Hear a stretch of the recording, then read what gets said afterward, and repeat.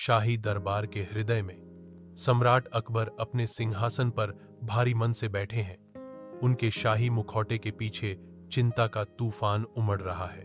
दरबारी शांत प्रत्याशा में खड़े हैं, उनकी निगाहें अकबर पर टिकी हैं। हर एक सम्राट के अनकहे आदेश को समझने के लिए उत्सुक है।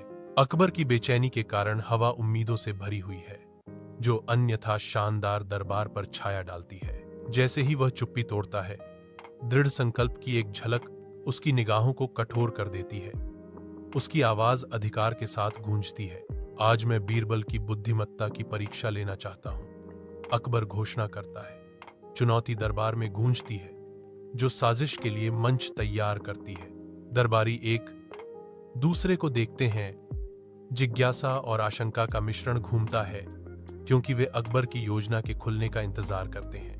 भव्य शाही दरबार में अकबर का गहन ध्यान कमरे को मोहित कर लेता है, क्योंकि वह जमीन पर एक स्पष्ट रेखा खींचता है। दरबारियों के बीच उलझन भरी निगाहें दौड़ती हैं। उनकी धीमी फुसफुसाहटें गूंजते हुए हॉल को उत्सुकता से भर देती हैं।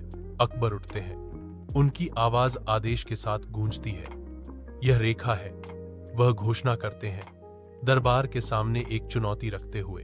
एक अनकहा सवाल हवा में तैरता है, इसे मिटाए बिना छोटा करो, जो आगे आने वाले असंभव कार्य का संकेत देता है।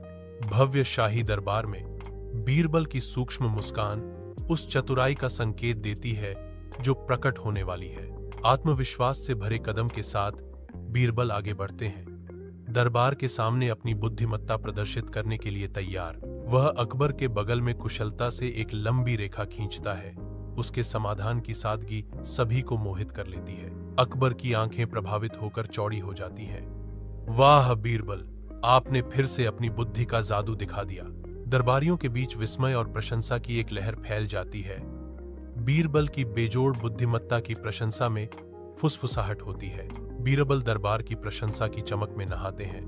उनकी बुद्धिमत्ता एक बार फिर से उनकी प्रतिष्ठित स्थिति को सुरक्षित करती है।